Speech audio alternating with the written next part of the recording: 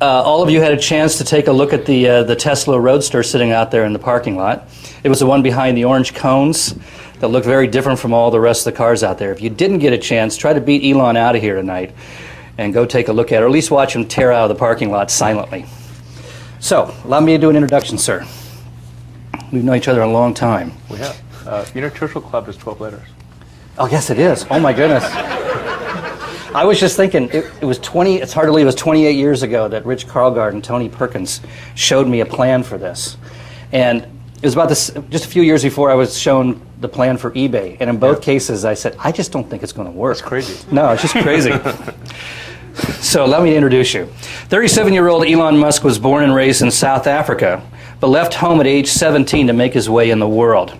Living on as little as $1 per day, he eventually made his way to the Wharton School at the University of Pennsylvania, where he earned bachelor's degrees in economics and physics. Musk then attended Stanford's graduate program in high-energy physics, where he lasted exactly 2 days before dropping out to form a company with his brother. That company, Zip2, was sold for $300 million. Musk then founded X.com, an online financial services company. It eventually became PayPal, of which Elon was the largest shareholder. PayPal, as we all know, was purchased by eBay for $1.5 billion in 2002. When he graduated from Wharton, Elon determined the three important areas where he wanted to make a contribution was the internet, clean energy, and space. And with PayPal, Tesla Motors, SpaceX, and Solar City, he has done just that. And in the process, made himself one of the most celebrated entrepreneurs on the planet. Ladies and gentlemen, Elon Musk. Thanks. So let's begin with the topic of greatest interest to the audience here tonight, I assume. Tesla Motors. Okay. Where's the company at right now? Where do orders stand? Oh my God, I don't know what to tell you. It's been rough. No, I'm just kidding. It's actually it's actually been pretty good. In fact, it really quite a contrast to the rest of the auto business. We're sold out, first of all, for the Tesla Roadster, the sports car. We're sold out through the end of October. And within, I think probably within 2 or 3 months, we'll be actually sold out of all 2009 production for the Roadster. So is this for the standard Roadster or the advanced version? Well, we do have a Roadster Sport coming out, which is for those for whom the Roadster isn't fast enough. Right. There's the Roadster Sport. Yeah. How fast is that one now? That'll do 0 to 60 in 3.7 seconds. So it's faster than almost any. It's like car, an ICBM really. laid over on its side. Yeah, it's it's ridiculously fast. Now, how are the orders for that? Good, actually. I haven't looked at the latest orders for the Roadster Sport, and people actually have an opportunity to upgrade their car to the Roadster Sport that are getting their car after, I think, late June or July. And what we're finding is a lot of people are choosing to upgrade their car to the Sport package. So I actually don't have an exact number for you, but anecdotally, it seems to be doing very well. Now, the Roadster is 109,000. Is that right? Yeah. And the Roadster Sport's 139,000. Do I have that right? Well, the price to customers is actually, in terms of a comparison price that's relevant for comparing it to a Porsche or something like that, is actually about $98,000. And the reason for that is, if you buy an electric car, you get a $7,500 federal tax rebate. Even if you're an AMT, it applies to everyone. Okay. And then you don't pay the gas guzzler tax, which is somewhere in the order of $3,000. So effectively, you're $12,000 discount. Yeah, you're roughly, and it depends on which car you compare it against, because the gas guzzler tax does vary, but it's somewhere between a $9,000 to $12,000 discount, and relative to a gasoline sports car. So in effect, you're talking about a car that's just under $100,000 as a base price, and then the sport package is another $20,000 on top of that, and that's equivalent to like going from like a 911 to a 911 Turbo or something, that kind of thing. Now, if I were to order one right now, if anybody in the audience wants to order one right now, raise your hands. I will take orders. I mean, there you go. If somebody out here were to order one right now, what would it take? What's the deposit and what's the delivery date? So we're actually reducing our deposit requirements on the Roadster. And previously, we'd used the deposits to provide funding for the company, and that was an acknowledged thing. We said, look, car companies are very capital intensive, so in order to make this doable or more doable, we're going to take deposits, they'll be at risk. People should recognize that. And then the advantage is that they get one of the first cars. And we actually got a lot of people who signed up to that. But we don't really need that anymore. So we're actually going to reduce the deposit down to I think $9,900. And then you pay the balance just at start of production, which is a couple months prior to delivery. Now, did you find any impact on the orders because with the falling gas prices? I mean, we saw what happened with Prius. I mean, you can go to Sunnyvale and entire supermarket parking lots are filled with unsold Priuses. Did that affect you guys at all? I don't think that was a huge impact because most people aren't buying the $100,000 sports car because of, to save money on gas.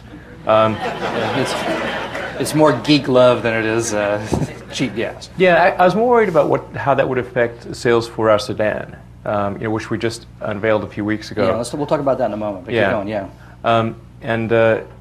but I don't think that's been a key impact on Roadster sales. I think certainly the economy as a whole and the implosion of people's net worths has had an effect on new Roadster sales. And we're fortunate that we do have a significant backlog, going out 6 months. But I wouldn't say gas prices have had a big effect on the Roadster.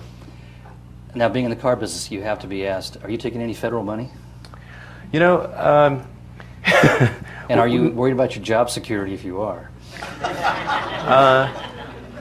Well, I don't have to worry about my compensation. My compensation currently is $1.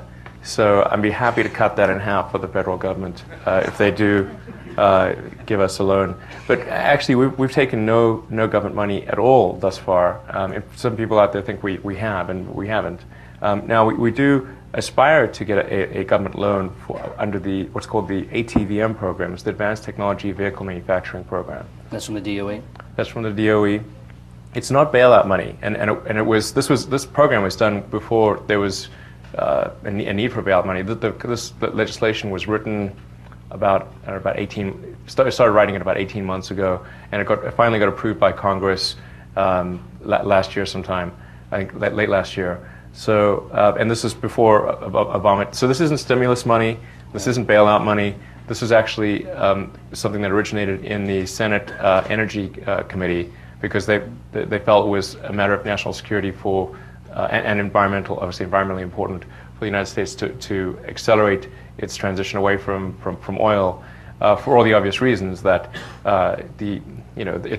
it's damaging it's obviously very damaging to the environment and as gas prices rise, because as they will dramatically when we come back to another boom, there's going to be a massive wealth transfer out of the United States to other countries, and it's just kind of silly, for that. Why it's cheaper for us to just accelerate the move of oil. Now, I'm not going to ask you how much you plan to get from the government or when, because I think you said that publicly once and got in trouble, didn't you? I did get in trouble. I just said what they told me, and they didn't say keep it quiet. So, but suffice to say, we are highly optimistic that we will receive approval, loan approval, in the near term. Okay, we'll leave it there. Let's talk about the factory. That was there was an awful lot of news a few months ago. Groundbreaking ceremonies. Yeah. Big assembly plant going to be out there on 237 in San Jose. Yeah. Now it seems to be on hold. And something about financing delayed, or you didn't qualify for it, or what happened? Yeah. So the San Jose. The idea of using the undeveloped land of the 237 in San Jose occurred before the Section 136 or the ATVM loan program was approved by Congress. And one of the clauses in that ATVM loan program is that you have to. It gives preference to manufacturing facilities older than 20 years, which was actually it's sort of a quasi-Buy American clause, because the foreign car companies that have factories here, almost all their factories are younger than 20 years. So it's essentially to bias the cash towards American companies that clause is put in. But nonetheless, it's there, which means we can't do greenfield. So Well, I assume there's going to be a lot of empty buildings in Dearborn soon. Is that where you plan on going? No, we'll most likely be in Southern California. We actually have term sheets on 2 locations in Southern California. We looked first in the Bay Area. I'd love to take over NUMMI. That would be awesome. Yeah. I don't know if there's, maybe at some point we'll have an opportunity to acquire NUMMI. That'd be great. I'll take that in a second. But that isn't available right now, and I don't think we can't afford it really, unless they give it to us. Which maybe they will. I don't know. Now, so where are the cars being manufactured right now? UK, at Lotus? Actually, the Roadster is it's considered a U.S. manufactured car. The final assembly occurs in the Bay Area in Menlo Park, of all places. That well-known auto center. Right. Well, bear in mind we're talking low production for the Roadster. So This is a production rate of around about 25 a week. That might rise to 30 a week in the summer. So it's not. I mean, when you sort of add that up, that's 5 cars a day. I mean, that's like your average service center could do a lot more than that. So we install the powertrain in Menlo Park. We do final vehicle verification. We do the high-speed tests out at Moffett Airfield, and then we manufacture the battery pack in San Carlos. So it's by value talking about something mostly done here. Where do you do the tests at Moffett? On the airfield. On the runway? Yeah. Have any of you ever seen a Tesla racing down the runway at Moffett Field? Do you guys like to do it 3 o'clock in the morning or something? No, there's hardly any traffic on Moffett. Nowadays, true. Yeah. Let's talk about the new car. Sure. The S. Tell me about it. All right. This really is a great car. I mean, the Roadster is a good car. I think the S is a great car, and I think it's something that will. It's really quite historic, or at least it aspires to be, in that this will be the first mass-produced highway-capable electric car, and there's never been. This may sound strange, but there's actually never been a mass-produced electric car outside of golf carts. Is it the first non-internal combustion mass-produced car since the Stanley Steamer? Yeah, it might be. Wow. Okay. I mean, there's been hand-built things and conversions of gasoline cars and stuff like that, but not an actual mass-produced electric car. Of course, we have to mass-produce it for that to be true. So that's why I say it aspires to be. That's aspiration is that. But if we fulfill that aspiration, then it'll be very historic. This is a car really designed to take full advantage of an electric powertrain. So the packaging is very optimized for that. The battery pack is in the floor pan between the 2 axles, so it's this big sort of flat battery pack. It looks a lot like a giant laptop battery pack. In fact, uses laptop cells. I was going to say, is it still just a ton of laptop batteries? Well, it's half a ton of laptop batteries. Ton of laptop batteries. Strapped together. Yeah. No, that's tricky, by the way. So in advance strapping is tricky. Yeah, I bet. Yeah. So you need a lot of processors, right, to manage all that. Yeah. I think we're like 30 or 32 processors or something on board. A lot of them are like little tiny ones. So you must go to bed every night praying for breakthroughs in battery technology, so you don't have to deal with this. No, it's not too bad actually having lots of little cells. I mean, believe it or not, that is the highest energy density pack that you can make, is to use a large number of laptop cells. And we keep pushing on the cell manufacturers. And technically, by the way, a battery is a collection of cells. And the cell, if it's just one, it's a cell. And if it's 2, it's a battery. So the cell and the cell is a chemical engineering problem. The battery is actually a mechanical engineering, electrical engineering, and software engineering problem. So there are different types of expertise needed to do that. And in fact, there are many makers of cells, but there's only one maker of large lithium-ion battery packs, and that's Tesla. Of course, there will be others in the future, and that's why Daimler came to us to make the battery pack for the new electric Smart. Right. Now, something I've never asked you. My laptop just about sets my pants on fire. How do you keep all of those from just cooking that car. Are you sitting on your laptop? I don't even want to think about. That may be part of the I don't even problem. want to think about sitting on a half a ton of laptop batteries. Yeah. Well, look, what's the worst that could happen? I mean, we do extensive safety testing. I mean, I shouldn't laugh. This is a serious subject. So I'll break it down. Okay. So we start off at the cell level. We use only the finest cells. Corinthian cells. Finest cells. Each one gently observed and carefully prepared. We do actually use highest quality cells, which come from Japan. They're carefully verified by the manufacturer. Then when we receive them, we check each cell. In addition to the fuse that's built into the cell from the manufacturer, we double fuse the cell, so it's triple fused in total at the cell level. Then the cells are incorporated into modules. The modules are designed to ensure that there's passive propagation resistance between the cells. So what that means is, even if all active safety systems fail and a cell goes into what's called thermal runaway, that energy is contained and it does not spread to any neighboring cells. So this involves insulating the cells, making sure you've got a thermal conduction path to get rid of the heat, so you don't essentially have a chain reaction. So that's quite tricky, but we also never want to get to that. To even losing a single cell. Right. So we have an active cooling system, so the battery pack is liquid cooled. And that also is a tricky problem because you need to be thermally conductive but electrically isolated. Yeah. And moreover, that needs to be true over 100,000 plus miles of bumpy the roads. great problem in real life cars. Yeah, real life cars. Real life cars it is hard to make things last for 100,000 miles and 10 years and that kind of thing. So if you hit potholes and it's getting road shocks from the road, it's getting vibrations, going through extremes of temperature, it gets into an accident. Under all these circumstances, you cannot have the pack catch on fire. Right.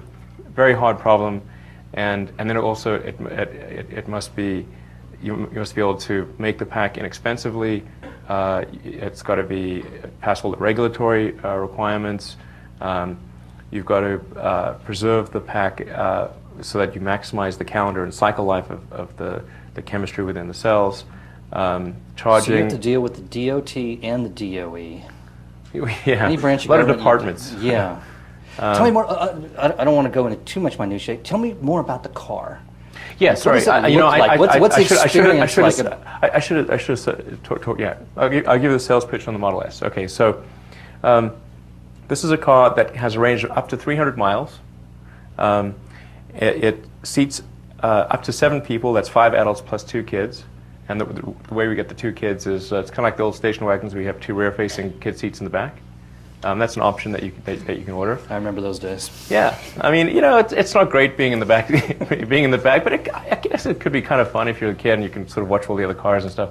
And most people, when you put 7 people in a car, it's almost never 7 adults, and it's only occasionally, rarely is it 7 people. So we try to make something that could substitute for your SUV. So you don't have to have cart this gigantic 7-passenger SUV all over the place. It will be 5-star crash rated, and that's a very hard thing to achieve. In fact, today's 5-star will reduce to a 3-star in 2 years. Right, they keep moving the bar. Yeah, they keep raising the bar on to what's necessary to achieve a 5-star. So people might think, oh, I've got a 5-star today, it'll be like a 5-star in 2 years. No, that's like a 3-star in 2 years. I mean, you basically have to be, a Sherman tank level safety to get to 5 stars. We will be at 5 stars. I'll have my own kids in the car. We're not going to make something that's less than 5 stars. And you got to pass all the kids, too. Yeah, we'll be fully occupied in the car. And so the challenge then is to make it super safe, but not super heavy. So it is quite a difficult mechanical engineering problem and mass optimization problem. And actually, arguably, it will be safer than an SUV because it'll have such a low center of gravity because the battery pack is in the floor pan. that you're not going to have the tip over risk. It's going to stay on the ground. Yeah. So I mean, if you're going on like some mountain path or something and you go off the side, I mean, it doesn't matter how many airbags you got. You know, right. You're toast. So you want to make sure you don't have tip over risk, and then so on tip over risk, you'd actually win against an SUV. Tell me a little about the ergonomics. I hear you have some innovations on the dashboard. Absolutely. And that sort of thing. So for the interior approach, you can think of it like a giant iPhone. Okay, that's the center console. So imagine a 17-inch diameter iPhone, and that's the basic thought there. And 3G wireless connected. Really? So, yeah, absolutely. In fact, so it'll have your controls, your standard controls for stereo, HVAC, but it's also going to be able to connect to the internet. So you want to do Pandora radio, if you want to do YouTube, whatever you want to do. It'll have a browser. So it's just Linux running a browser. So if you want to look at your email while you're not driving. And in fact, there's some sort of interesting ideas people thought of. Well, like maybe you could have it read out your email to you while you're driving, right. And do voice commands on the computer. And so and nice to allow people to develop applications that could run on the computer, because it's a full-fledged computer. It's not some sort of dumbed down car thing. And also you should be able to theme the display. So there's a 17-inch display in front, and there's about an 11-inch display in front of you. So it's user-modified display. Yeah. So there's a read-only display right in front of you, and then a big 17-inch touchscreen in the center console. And you can theme your cell phone, and customize it to your interests and needs. Well, why can't you do that with a car? You should be able to, Right. Seems like a reasonable thing.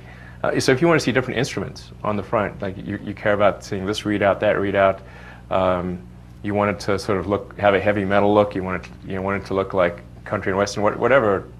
Make it feel like it's more your car, not just something that rolled off an assembly line.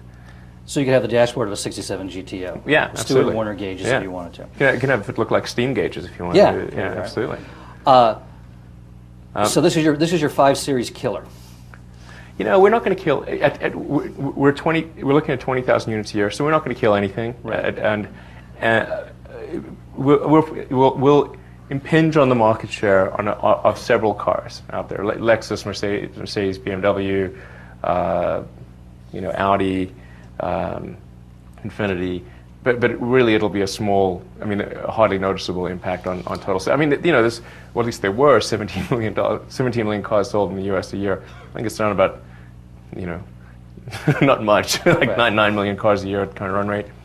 So, if we're even at my 9 million cars a year, rounding error. Yeah. Yeah, and at that 20,000 is 10,000 domestic, 10,000 international. So we're talking, 0.01% of the car market. Okay, so give me some performance specs. 0.1%. Give me some performance specs on this thing. Price. Starting price $49,900. 49,000? 900. Well, yeah, okay. And gosh, that's less than 50. yes, that's right. It is. That's right. Only 50 grand. That's half the price. It is. It What is you're half selling the the price. Roadster for. Yes. That's quite impressive. Thanks. And now that is after there's a $7,500. Remember that federal tax rebate? That's after the $7,500. Although I haven't taken into account the gas guzzler tax. So in effect, for an apples to apples comparison, it will be a little bit less than that, maybe 47,000 or something like that. And you said distance was on a charge? It can go up to 300 miles, but now the 49,900 one will do 160 miles. Okay. But there will be a 300-mile range pack available, and one of the things we're thinking of doing is perhaps making that something you can rent. So if you can't afford the more expensive 300-mile range pack or don't want it, then that's fine. Get the 160-mile pack, rent the bigger one when you need it. Some other ways we've addressed the range issue is a 45-minute fast charge capability, which is about the limit of the battery chemistry. And then we're designing the battery pack such that it can be switched out fast and you can fill a gas tank. Which in principle, if you think about it, this is basically a big laptop on wheels. Right. And if you can switch out your laptop battery, in 30 seconds, well, why can't you do that with a big one? You just need something that can simulate a hand Because at a when you large hit scale. those 2 little clips and that 500-pound battery pack falls out. Yes, that's something you can do by hand. Right. But you do need special equipment at sort of a battery pack swap station. And there's companies out there that are looking to do swap stations. Now, weren't you talking about your solar company, weren't you talking about having solar panels that people could put on like the roof of their house? Yeah, and absolutely. do home charging for a quick 75 miles or whatever it was? Well, the most efficient thing to do is to actually put solar panels on the roof of your house and just have them basically power your house, particularly during the day, because during the day is when you encounter peak load, right. And they have to put the least efficient power stations online during the day, and then at night, at night it's actually better to charge your car at night. So it's better to like decouple it effectively. Okay. So if you want to be truly green, then you just need to say, okay, well, I'm going to generate more energy via solar than I consume in my car. Although the Model S will have a solar panel option, so you can put solar panels on the roof of the car itself. On the car itself, okay. Yeah, and there's some interesting ideas to potentially have solar carports, and if you want to get some really sort of crazier ideas, are to like try to coat the whole car with some sort of amorphous photovoltaic coating, and have the whole thing be one big solar panel. Yeah, yeah. Now there was talk for a while, and I guess you've abandoned it, of even putting a gasoline engine in. Yes. Is that gone? It is gone. We looked closely at the whole plug-in hybrid thing, and I guess about a week ago or so, there was a guy who sent me an email. He's like he runs like a Volt site or GM Volt site or something. He's not working for GM, but he just said, so why isn't Tesla doing the range extended electric vehicle approach, the plug-in hybrid thing? And I just sort of gave him a kind of a matter of fact, this is why we chose the strategy with one another. And then, it's all over the place like, I'm trashing the Volt. I'm not trashing the Volt. I hope the Volt is successful. And I've said so many times. But I'm just explaining why did we not do that. So I'll explain here. I mean, basically, what it comes down to is, it's a technical point. Because we had to sort of drill into it quite deeply to appreciate why it wouldn't be ideal, in our opinion, to have a plug-in hybrid. If you go from, say, if you consider a 200-mile range pack versus, say, a 40-mile range pack, it sounds like you'd have a pack that is 1/5 the size, right, for the 40-mile pack. But that's actually not true. So, because what happens is for the 40-mile pack has to generate, particularly if it's a range extended electric, so you're not, the 40-mile pack has to generate 5 times the power. Right. Although technically you could have the motor running, and so maybe it only has to generate 2.5 times the power. But then you're running both simultaneously, and that you're not really being electric if you're doing that. So if you just consider the pure electric case, you've got to generate 5 times the power. But the way it works in battery chemistry is that power and energy work at opposites. You can either have a high power pack or a high energy pack. Energy is total mileage. Power is the rate at which you can take the rate at which you can consume that energy. Right.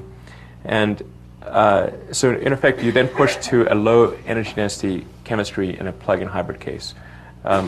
And because you're hitting the pack so hard, it's working so much harder than the bigger pack, that you have to derate the pack, derate the energy content. So you end up with something which is close to half the size, maybe 40 to 50% of the size of the 200-mile pack. Okay.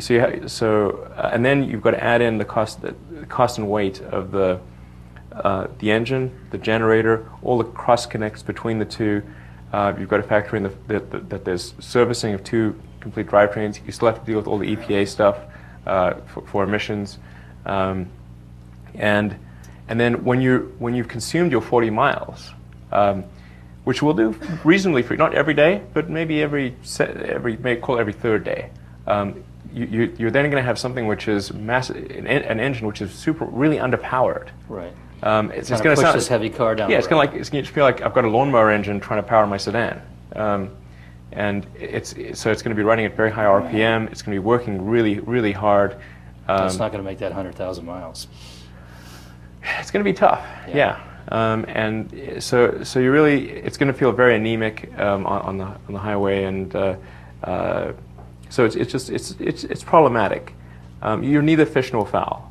And it stands to reason that if you've got a given mass and cost, and you say to an engineer, make the best electric car for a fixed mass and cost, or you say to an engineer, make the best gasoline car, fixed mass and cost, it's going to be a better gasoline car or a better electric car than if you split the baby. So you're not trashing hybrids, but you just did a pretty good job of trashing hybrids. Well, I could be wrong, you know. I'm just saying that's the reasoning that caused us to focus on electrics and continue the focus on electrics. Let me ask you a Silicon Valley question. Yeah. Your vice chairman, and for a long time the CEO of the firm, is a name out of the Silicon Valley past. Zev Drury, a guy that we haven't seen around here for 30 years, who ran Monolithic Memories, way back when. Kind of a legendary figure, kind of a swashbuckling guy. I seem to remember he was running Monolithic Memories, and the Yom Kippur War broke out, and he literally called into the office and said, "I'll be in Israel until the war is over," and volunteered and went off to battle. Unique guy, but he's been missing from action around here for a long, long time. Where did you find him, and why would you get a chip guy in a battery business, in a car business? Sure. How do we find him? Actually, it was through one of the investors at Tesla. Zev is a car guy. I mean, he went into sort of racing, did a lot of racing, and he was very very competitive.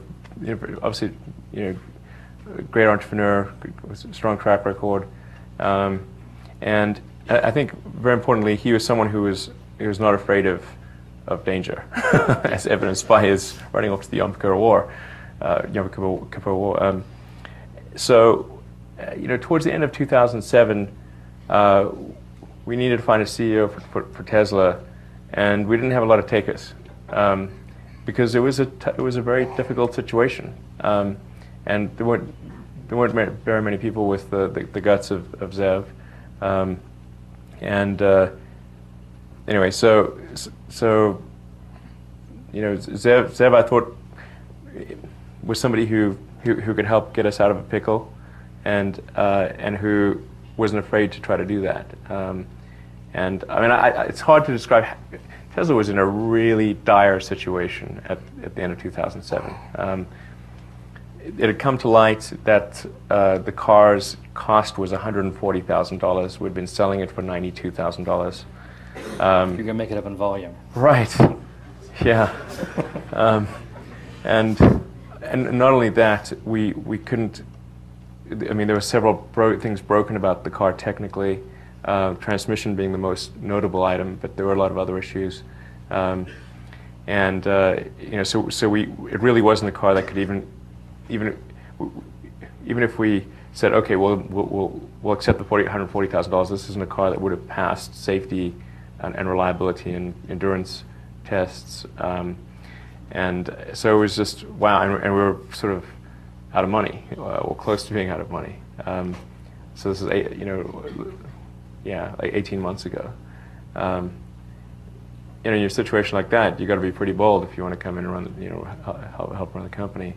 So, and he was willing to do that, and he'd sort of, like I said, he'd taken things from very tough situations before, and so he joined as CEO, and in effect he and I were kind of the co-CEOs of the company, because he was coming in cold and didn't know any of the background, and although I'd been at sort of a fairly high level up to that point, and not in the nitty-gritty, at least I had the contextual background. So he and I basically ran the company together for about 18 months, and then when the financial crisis hit, I guess it was about. Well, I mean, the financial crisis hit, and I was like, oh man, okay. So I got to up my time in the company and go from being kind of the half CEO to the full CEO, because I also had to up the ante in terms of my investment in the company financially. So it's like, all right, if I'm going to do that, then I got to, be the full CEO, not the half CEO. Well, now bold is the ultimate entrepreneurial trait, and you obviously have it. I want to go back. Let's talk about your upbringing. But before we do that, real quick, 40.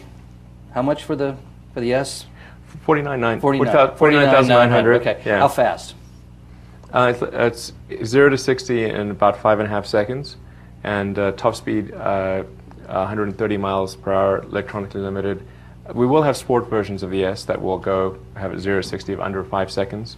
But 5.5 seconds in a sedan is plenty fast. Oh yeah. I'm thinking about those kids in the back seat facing backwards. Yeah, it's not 3.9 seconds like the Roadster, but it's pretty fast. Yeah, real fast. All right, let's talk about your upbringing.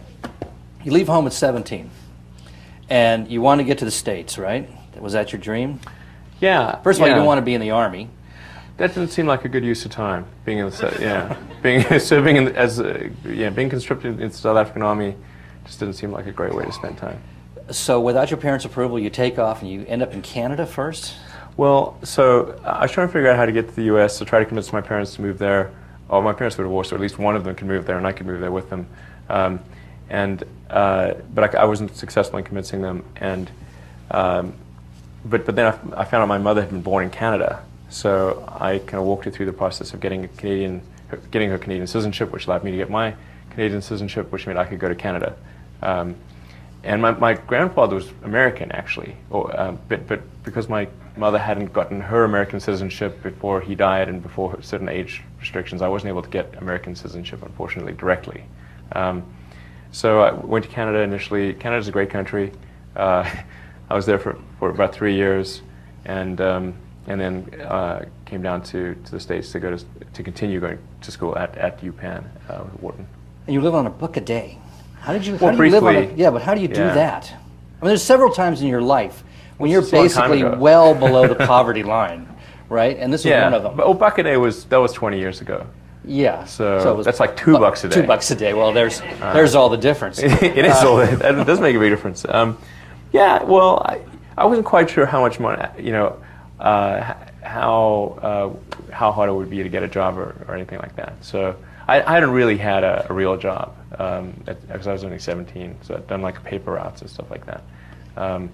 So I thought, well, just in case it takes me a long time to get a job, I better make sure that my tiny stash of money lasts a long time. So I only had a few $1,000s.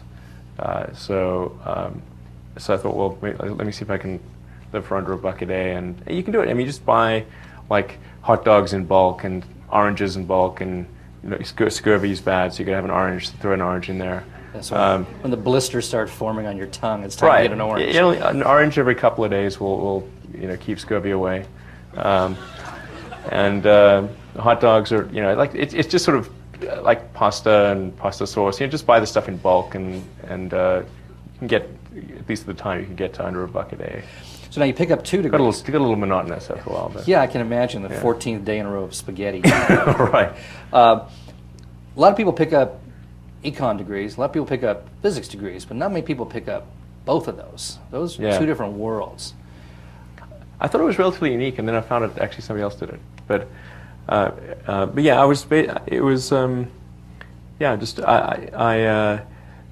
I mean, I'm more an engineer than anything else. Engineering and design is my interest. But I figured if I don't learn the business stuff, then somebody else is going to make me do things I don't want to do. So I better learn, the secrets of business. And so that's why I did the physics degree as well as the Wharton finance degree. Now this is the most... Finance stuff was easy, by the way. That was really, I'd say all of my business courses, in the final year, all of my business courses together were not as hard as quantum mechanics. Okay, I'll buy that. So now, this is the mythical moment in your career. You get accepted to grad school at Stanford. That alone's a pretty big deal. You're in physics. Well, to be precise, actually my initial department was the material science department. And you use the word high energy physics, and that's actually a defined term in physics. Technically, I would have actually been in kind of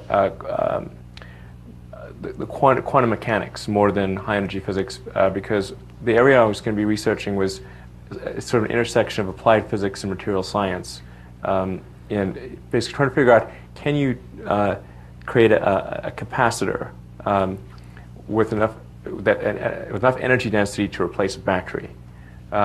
Now, capacitors are very common components in circuit boards, and they are occasionally used to store limited amounts of energy. But the problem is that the energy density does not compare to what a battery can do. But if you could get a capacitor to approach the energy density of a battery, then things like charging could be done in minutes or seconds, technically. So you wouldn't have a recharge time issue, and then also cycle life and calendar life would be measured in decades. But Elon, you were there for 2 days. You were there for 48 hours. I've been in meetings that lasted longer than 48 hours. Right. I've been drunk longer than 48 hours. Me too. 2 days? How do you do 2 days? I mean, that's not even long enough to like get the books. Well, it was a tough decision, actually. I was trying to figure out, okay, should I do grad studies or start a company doing some internet stuff? And this was in '95. It was before Before the bubble, just before. Before Netscape even went public. Yeah. So, in fact, when I started Zip2, it was not with the expectation that I would make a large sum of money. It was like, okay, can I make enough money to live and buy food and stuff? That was really the threshold. It was a very, very low threshold. And Netscape had not gone public. Somebody wrote something about me that said, oh, I saw Netscape go public, and that's why I decided to start Zip2. I started Zip2 in the summer of '95, and before Netscape had gone public. I tried to get a job at Netscape, actually, and didn't hear back from them. So now see, reading your biography, I would have thought you were the wild man, the black sheep of the family. But now I've come to the conclusion it has to be your brother, because you come out planning to get a PhD, and 48 hours later, your brother has convinced you to drop out of school and join his new company. Not quite. No, actually, I convinced my brother to come from Canada. Oh. Yeah. But my brother's a convincing guy. Maybe it was, well, he was in Canada at the time. Right. But I always wanted to do something with my brother, and he wanted to do something with me, and so a $300 million shared gift is a pretty good gift for you. Yeah, but I mean, at the time, the expectations were really tiny. Now, is this when you were sleeping on the floor in your office? Actually, I was sleeping on a futon, which turned into a couch during the day. So that was like where you held your meetings. Yes. Right, exactly. That true. So you were renting an office, but you didn't have a place to live, right? So the your apartment office cost more than the office. So then my brother and I just got 2 futons, which turned into couches, and then during the day, and then we'd have a table and we'd have meetings there, and then at night there'd be, unbeknownst to the people that we'd have meetings with, that where we slept. And then we showered at the YMCA on Page Mill and El Camino. And then you could work out as well, so I was in great shape. It was actually fine. So all you guys sitting in Pete's with your business plans, you guys think you have it tough. Any questions from the audience right now? We're going to get into space in a minute here, but I want to, as long as we're on cars, let's take car questions first. Yes, sir. Elon, congratulations on your success. It's very impressive. Please wait for the mic. I don't need it. We do need it because we're recording this. Oh, yes, of course. So while we record, I have to say, where's the mic? It's coming.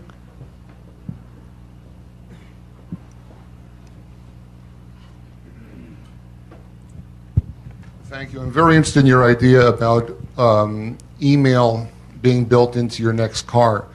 Now, the question I have for you is, say I'm sending you an email with this voice.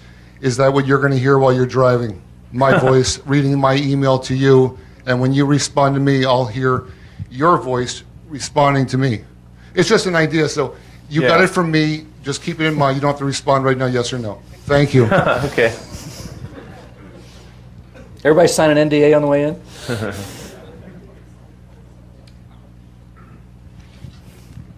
Why did you name the car Tesla?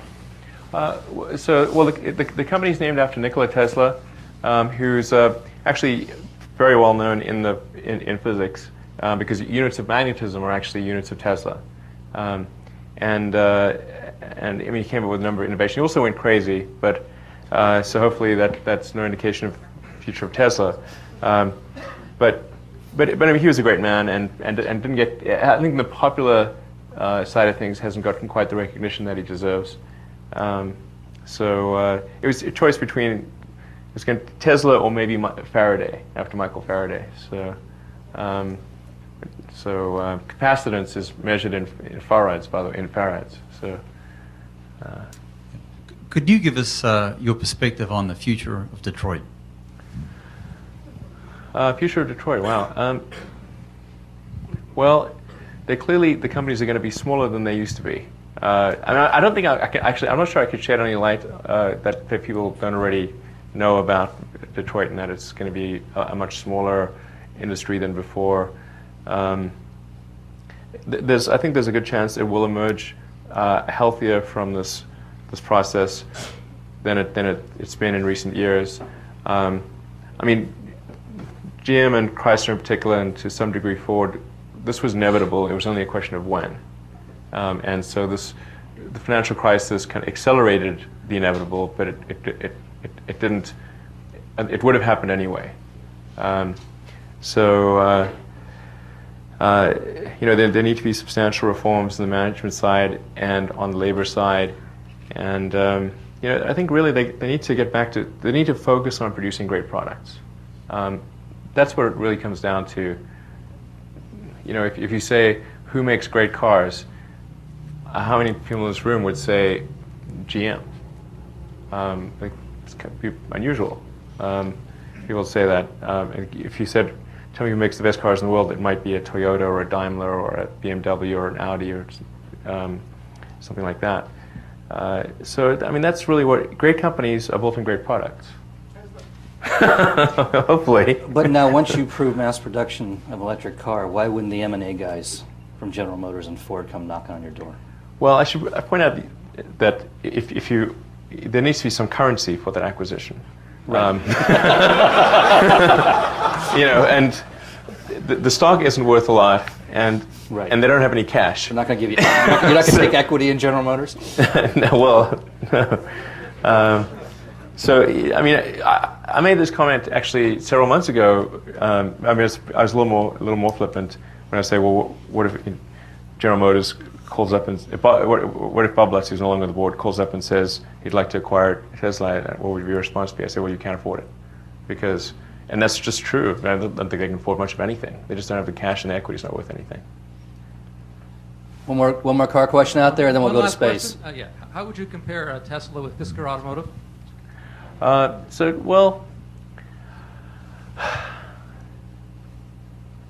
Fisker is producing a plug-in hybrid.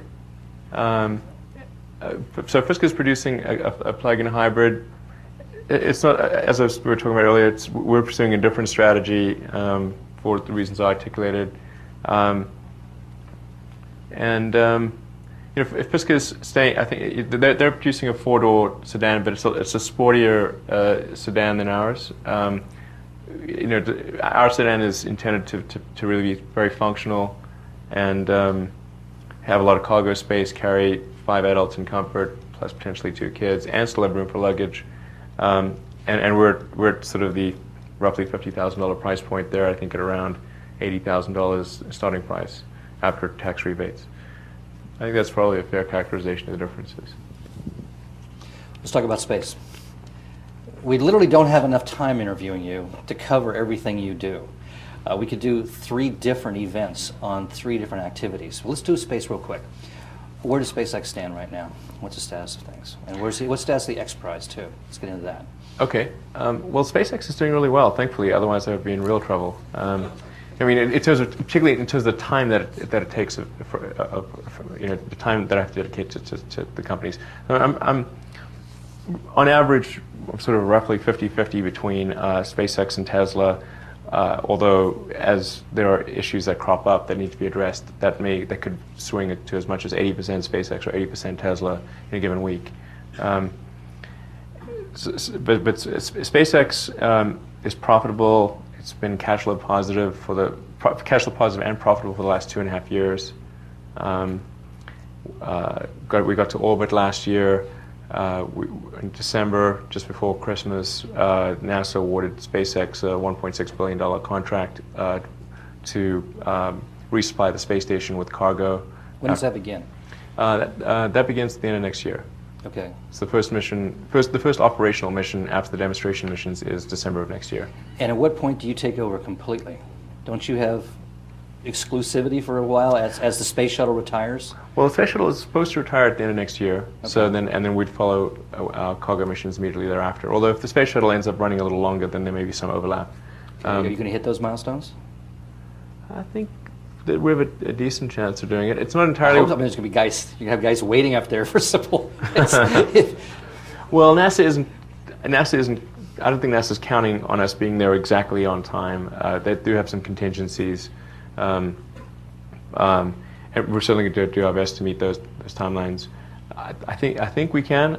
We don't have. It's not fully within our power because, there's NASA as well. We've got to meet all the NASA safety requirements, and if they levy requirements on us that we don't yet understand or appreciate, or they're new requirements, then that could push out the effective date of the first operational mission. But I don't think it's going to be much beyond the end of next year.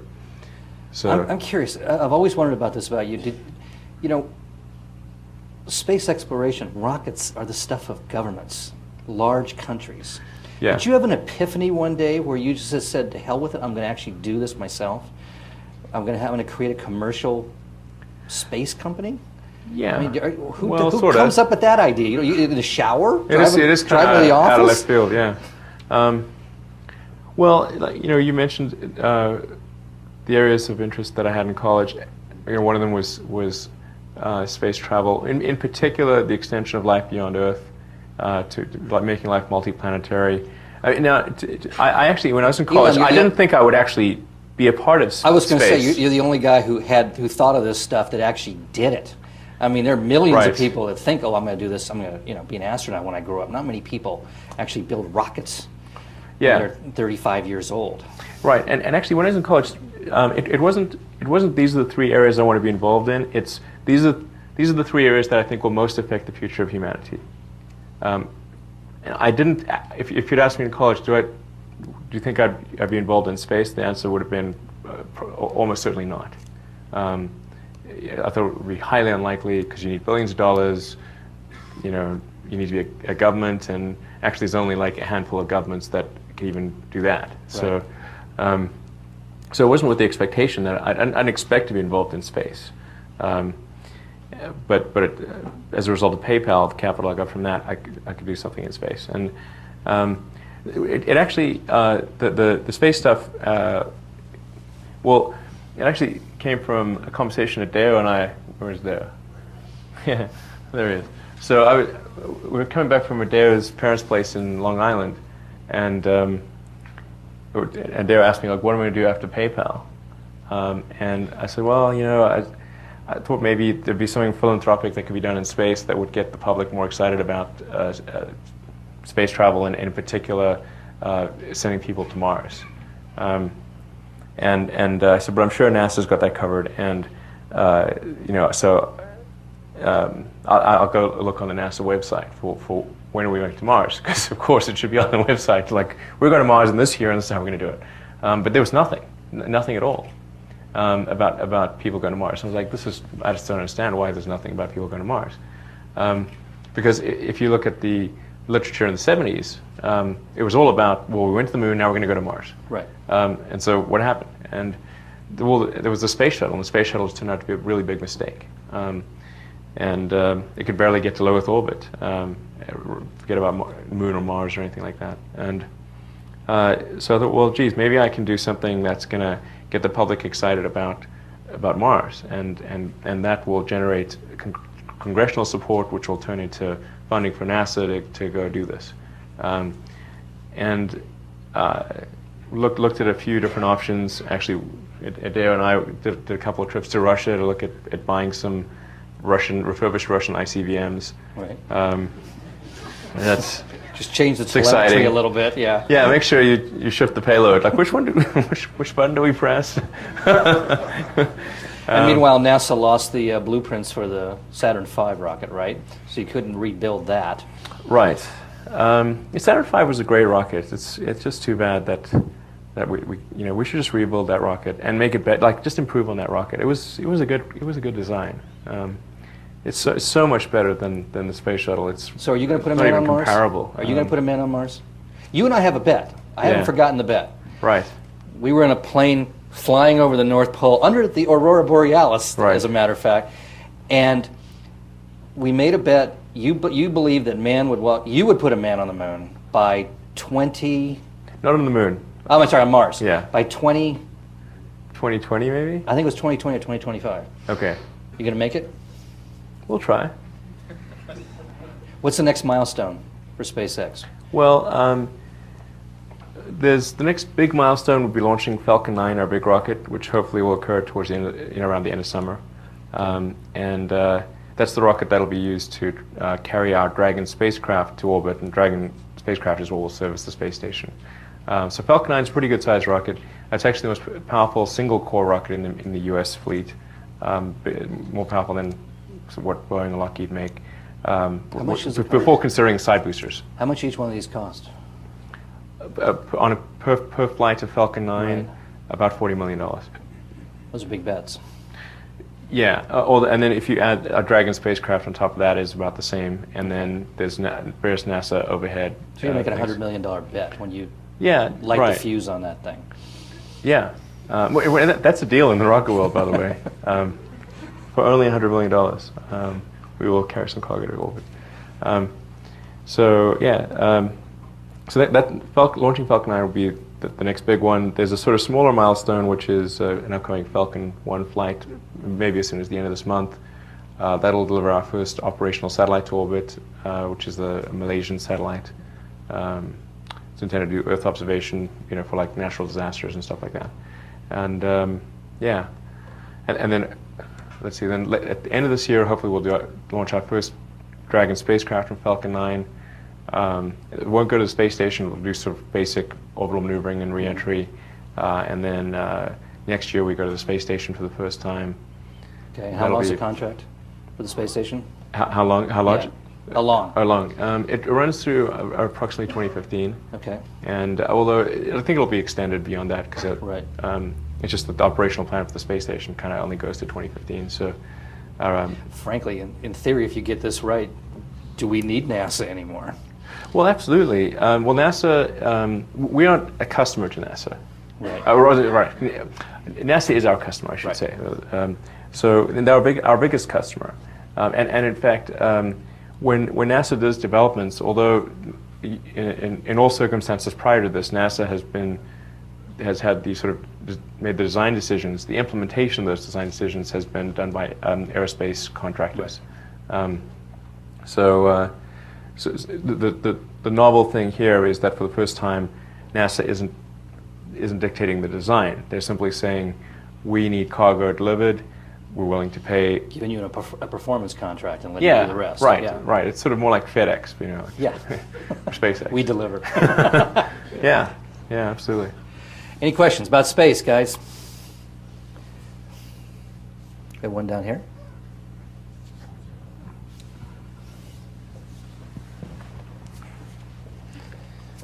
We have a Homestead High School junior asking a question. Is this on? Okay. So for your Falcon series, you decided to use the Merlin engine, right? Right. We developed the Merlin engine, actually. Yeah, yes. Yeah. My question for you is, why did you go for the single or one type of engine and then using 9 of them on the Falcon 9? How many is Yep. it? Because I've seen a lot of other in the history of space. It's like everyone, like above 5, you're like, oh my God, the turbo pumps are all going to blow up or something. And then, so why did you choose that instead of developing a larger engine? Well, I should point out, like the Saturn V, although it had 5 engines on the first stage, also had 5 engines on the second stage, and then 1 engine on the third stage. So it was actually an 11-engine rocket. Falcon 9 has got 9 engines on the first stage, 1 on the second stage. So it's actually one total of 10, so 1 less than a Saturn V. And the advantage of the 9 engines is that you can lose an engine at any point, including immediately after liftoff, and still complete your mission, which was not true of the Saturn V. The thrust weight of the Saturn V was about 1.15, so you actually had a very dangerous point immediately after liftoff, where you could potentially subside if you had an engine failure within the first few seconds. With rockets, because you're taking off vertically, it actually for the first stage, it actually the initial boost stage points you towards having more engines. because if you want true engine out capability, because you always have to have a thrust weight greater than 1, otherwise you're coming back. Whereas in aircraft, you can have a thrust weight of much less than 1 and still be okay, because you can sort of glide and reduce your climb rate and that kind of thing and still be okay. So it actually it does push you to have more than say, like, 747's got 4 engines, but the equivalent for a rocket would be some number greater than 4. And maybe it's not as high as 9, but we needed 9 to achieve the payload requirements that our customers wanted. And as long as you're very careful about ensuring that the problem with one engine cannot cascade into problems with another engine, more is actually better. Google operates with tens of thousands of computers rather than a few giant mainframes. It also fits with the Tesla model of having 8,000 little batteries. If you think 9 engines is bad, try 6,831 cells. Next question. So, Elon, with the Dragon spacecraft, is that going to also be a manned craft? And if so, are you going to be shuttling the astronauts back and forth to the space station? Dragon is designed to meet the NASA man rating requirements. There's a few key documents there regarding structural safety margins and redundancy. It's designed to meet those requirements. There's G-loading, max G-loading, and dealing with worst-case abort conditions and that kind of thing. It's just all those things we're designed to meet. There's one key development item that we need to finish, which is the escape tower, so that we have a launch escape system in case something goes wrong with the core booster. It can carry the capsule to safety. It's also something they had during the Apollo era, but they don't have that for the space shuttle. Really the two weak areas of the space shuttle, and the two most dangerous periods for a manned vehicle are during the ascent phase and the descent phase. There are fundamental architectural flaws with the shuttle approach. One is on the ascent phase, there is no escape system. They decided they didn't need an escape system because the shuttle would never fail. Really? We're like, wow, okay. So there's no escape system. If anything goes wrong on the ascent, it's curtains. And then on reentry, particularly the initial part of reentry, which is the high heating point, because it's not a naturally stable vehicle. You've got to have control surfaces and wings. So it has control surfaces and wings. So if anything happens with the control system, so any the electronics that don't work or malfunction, or there's a hinge that isn't working properly in one of the control surfaces, that's it, you're toast. It's not naturally stable.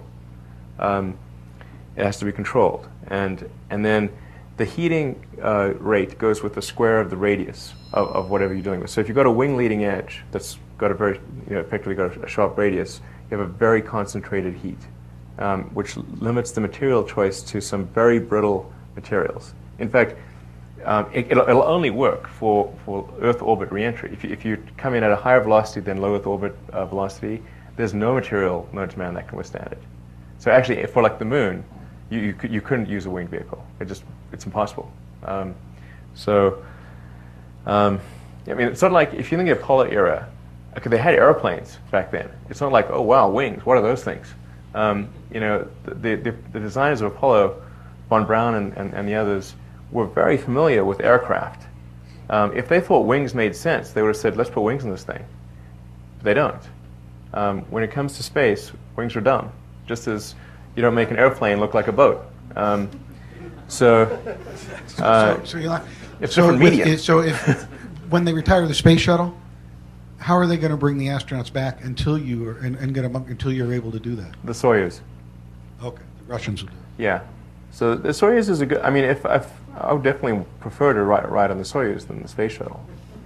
You have an escape system on the Soyuz. Oh, and then of course on reentry, a capsule, a blunt body reentry capsule, can be designed to be naturally stable, so that even if all the control systems fail, that and you're just lights out, dark, everything's, it's naturally, it's like a shuttlecock. It's naturally stable on reentry, and you don't have to, do anything there, and you can just manually pull the chutes or something like that. So, in fact, that's happened on a couple of Soyuz flights where they've had control system failures. If that had been the shuttle, it would have been curtains.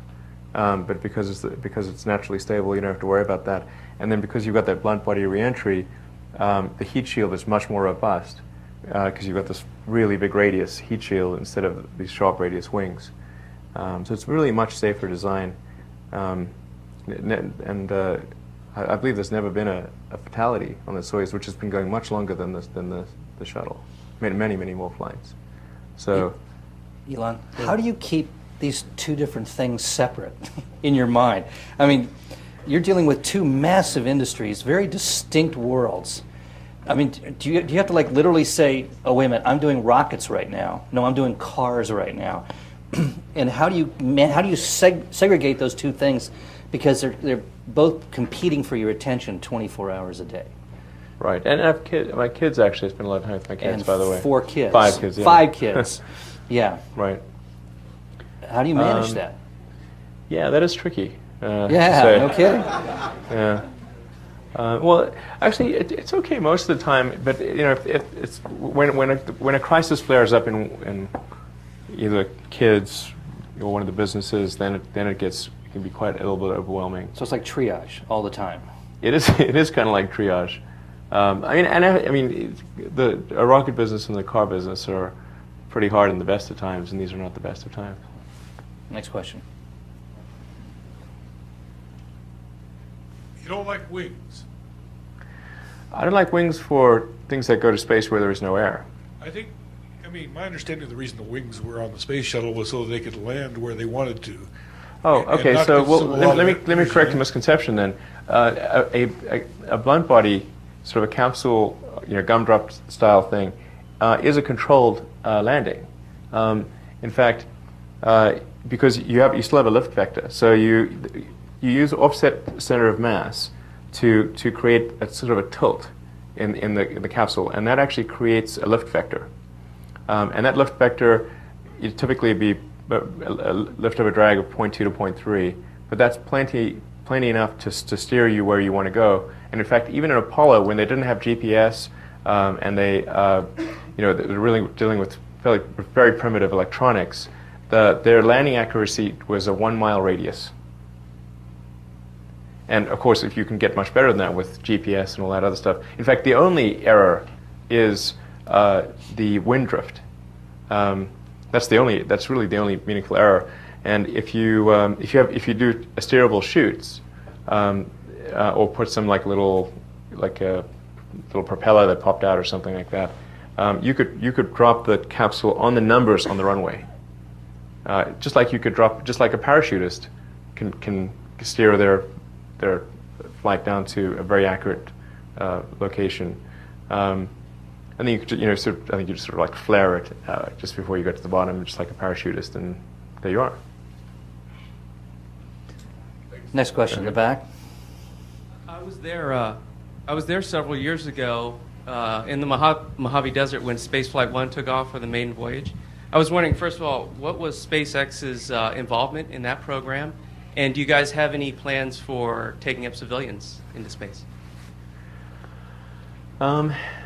We didn't have any involvement with the Bird Rattan's Spaceship One, except that I'm a trustee of the X Prize Foundation, and I provided a little bit of the funding to the Ansari X Prize that they won, and I was there for one of the flights. And it's actually it's great that it was won.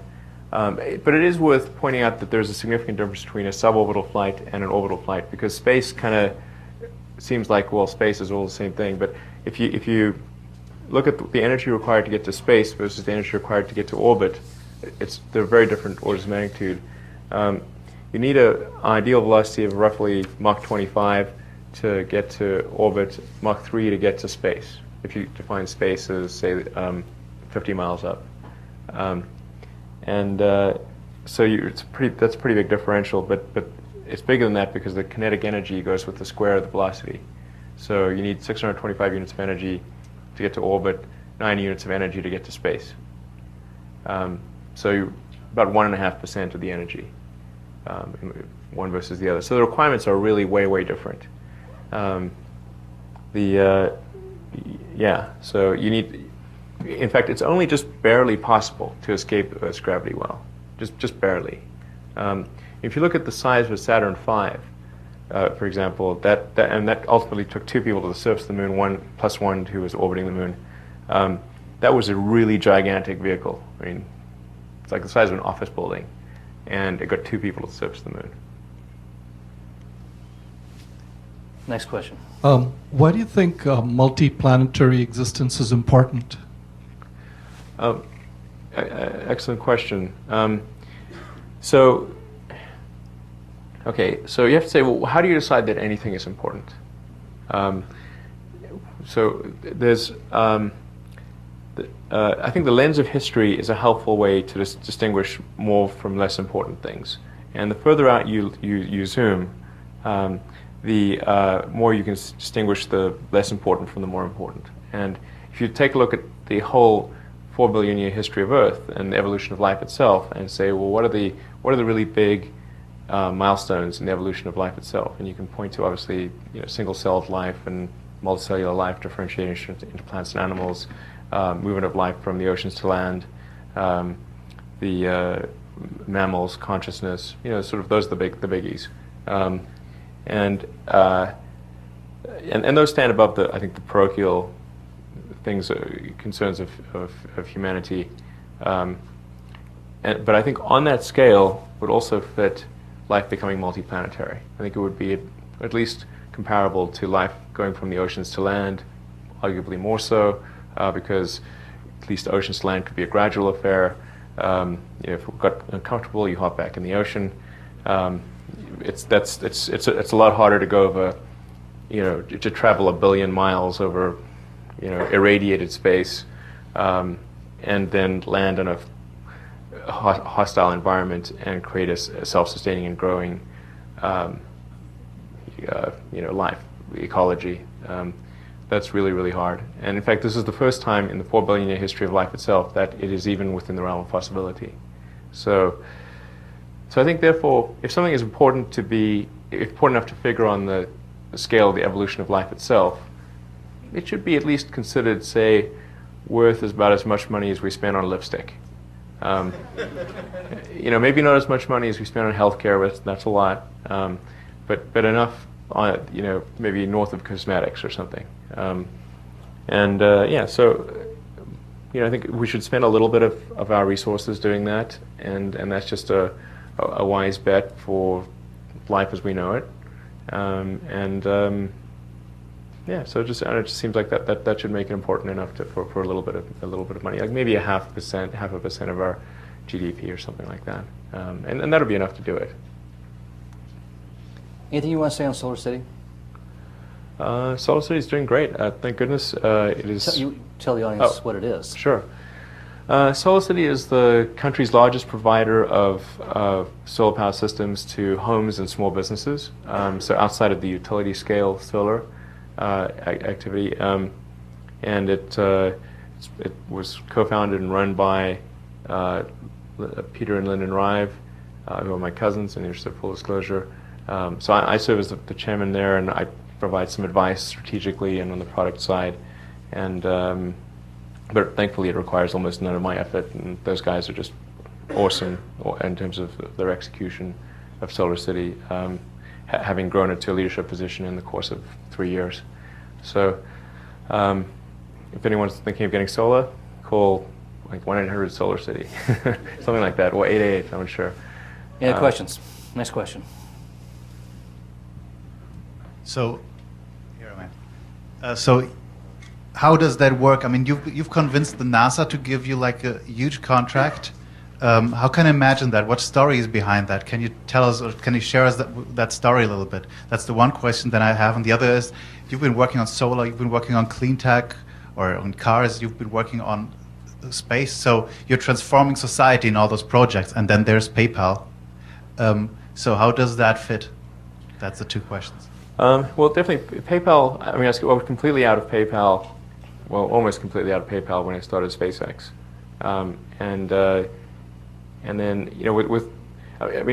from a business standpoint, my time is really split between SpaceX and Tesla. Almost no time. I spend almost no time on Solar City because it's just running so well by itself, and the guys there are just doing a great job. And there's really not much I can add to what they're doing.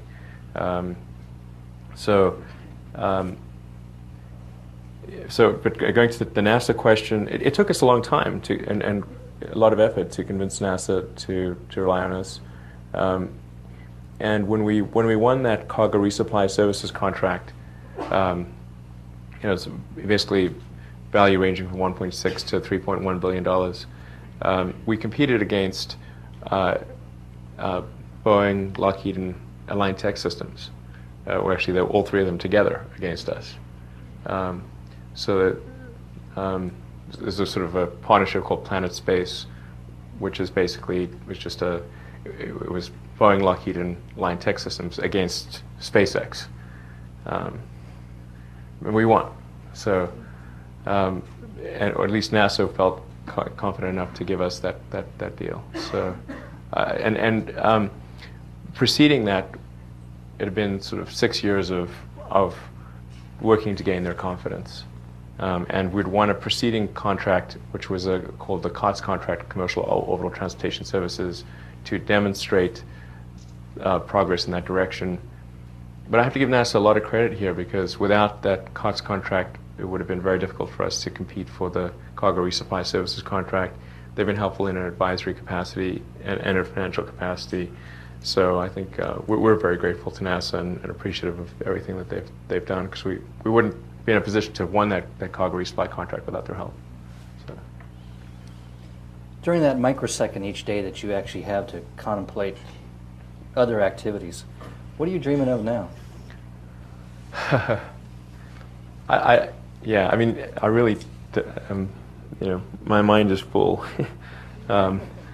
Just dealing with SpaceX and Tesla and then family matters. There are a few areas. I think at some point in the future, it'd be interesting to take a look at fusion. That's a tough problem, and it's something that I think we could solve. But it would, I'd say me. I think humanity could solve that problem, but it is a very tough one. And maybe there's something where I could be helpful there. But that's just completely speculative. It could be totally wrong. Success may not be one of the possible outcomes. Hey, if you can get me to sit on 3,000 laptop batteries, you can get me to sit on a fusion reactor. Yeah. Well, fusion. I think some scale is needed for fusion, probably. Although there's some ideas for having smaller scale fusion. I'm not talking about cold fusion, but sort of kind of fusion at sort of a nanoscale, if you will, like basically very small amounts of fusion in a little container. But it is a very hard problem. And then I have an idea for create double-deckering highways, which I think I thought a lot about when I'm driving to work in LA. The highways, it would just be, I think if you create prefabricated sections of highway and did a very efficient kind of a metallic structure that could withstand the worst earthquakes, and the trick would be making it light and very strong and inexpensive. But I think I know how to do that. And it's that sort of relatively mundane, but it would have a big effect on people's lives. And then I have this sort of idea for an electric plane, which I think could be pretty cool. Electric supersonic plane. So. That's a lot of batteries. It is a lot. That's a lot of batteries. It is. It is a lot of batteries. Next question. By the way, I haven't heard any of this stuff before. This may be in print tomorrow. Yes. So nobody says that's what I'm doing. You asked me what in What you're the dreaming of, nanosecond, yes. split second of like, I'm like, okay. I've been thinking a lot about the plane one, more than I should. Actually, I try to ban that from my mind. I'll talk to you about it. So I got to stop myself from thinking about that one because that's a very exciting one. I don't think you covered the X Prize, the status of the X Prize, and two-part question. What do you think about a bigger X Prize for battery technology in the US? Sorry, a bigger X Prize for what? For battery. battery.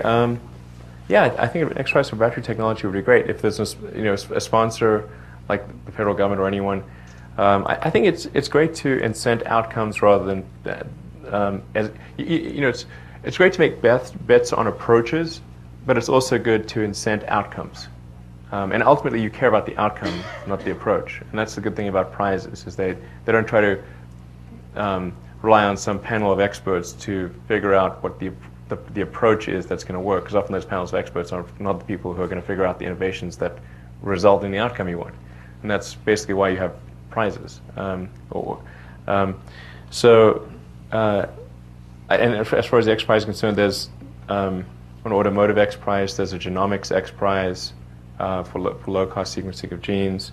There's the Google Lunar X Prize, which SpaceX is trying to help with a little bit by offering. The only discounted launches we offer are for the Google Lunar X Prize, actually. So there's a bunch of stuff happening there, and I think it's a good model. It should be emulated more. DARPA did a great example of a prize thing with the DARPA Grand Challenge.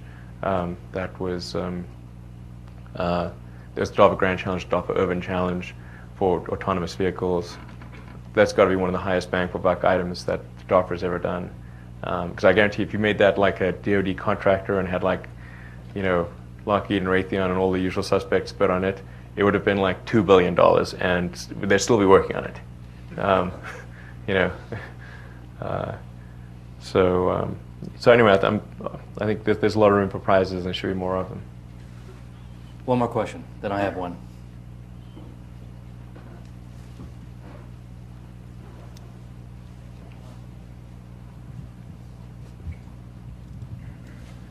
Given the range of technologies and areas you've touched, I'm curious what your take on robotics is. It almost seems on like robotics? On robotics, exactly. It seems close enough to what you've done, but I haven't heard you talk about it. Well, Tesla does use robotics to a limited extent in its production today, particularly on the battery pack side, because you've got so many cells, almost 7,000 cells, that so some robotic assistance is important in making the battery pack. And we'll certainly see a lot more of that as Tesla scales up. So robotics makes it's great for mass manufacturing. For space exploration, obviously we've seen great dividends played by robotics as well with the Mars exploration rovers. And there's a really big rover going called Mars Science Laboratory, and that was supposed to launch soon, but it's going to be a couple years before that goes. That's about the size of like a Volkswagen. So I think there's a lot of room for robotics in a lot of fields, and that'll increase and continue in both automotive and space and other areas.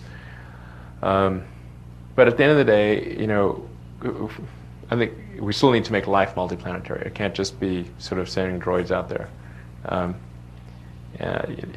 pro-life in that sense. So I think robotic exploration, robotic preparation, but we also need life going beyond Earth as well. So. I was just curious from a perspective of making people's lives better. One big thing Yeah. awareness is around that. I was just curious if that is an area that you even thought about or going through in the nanosecond. No, I haven't really thought about robotics personally, but just not to say that I don't think there are lots of things that could be automated and where there could be robots that help people in their daily lives. I'm sure there'll be a continued expansion of the whole iRobot type thing beyond vacuum cleaning. Yeah. Yeah, I think it's a great area. So. I have one last question for you. I've followed your career for a long time, known you for a long time. Yeah. You know, for many, many years, you were very successful, but largely anonymous. Yeah, you know, you were a cult figure for a long time. Right. I was underground. I mean, I've never seen you walk the street. You could walk the streets of Oxford, and nobody knew who you were. I saw you. I think I can still do that, by the way. Well, but less and less. In the last couple of years, you become increasingly a public figure, a celebrity, and your name starts popping up now in gossip pages and websites and that sort of thing. How are you dealing with that? I don't love it. You love it. Is it interfering with your ability to do what you do? I think I don't like it when people think wrong things. I mean, I'm like far from flawless, so I'm like, but I don't like when people think wrong things about me. And I guess I must say I don't really like the sort of celebrity element. I don't like when people sort of try to write things that are sort of trivialities that don't actually. It's like, why write about that? You know, obviously people find that kind of interesting, or some people do. Hopefully, not many.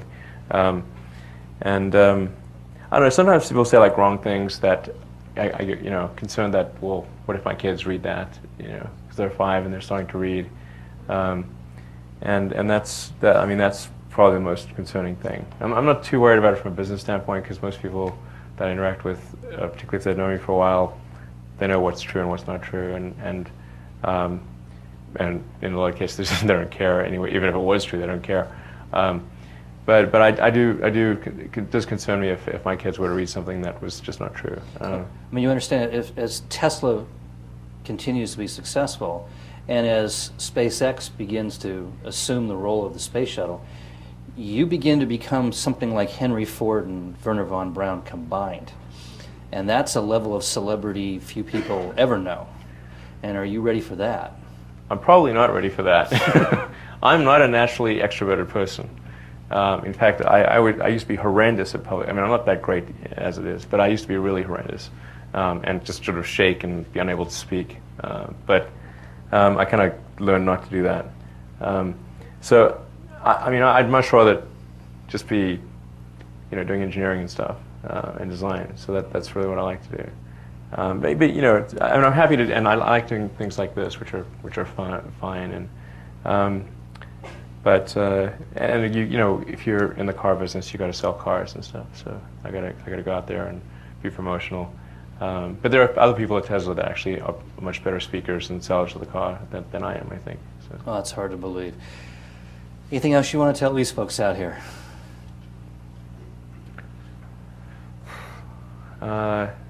He's talked about a lot. I thought there's some really good questions from the audience, actually.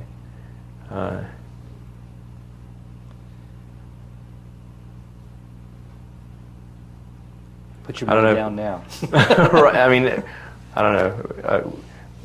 You know, wish us luck. I don't know, something like that. I don't know. I mean, I'm not very. I'm not superstitious, but you never know. I mean, there could be some divine entity that's sort of. If there is, then I hope that entity is favorable. And if worse comes to worse, you already know how to live on $1 a day. Yeah, absolutely. Ladies and gentlemen, the Uber entrepreneur Elon Musk. Thanks,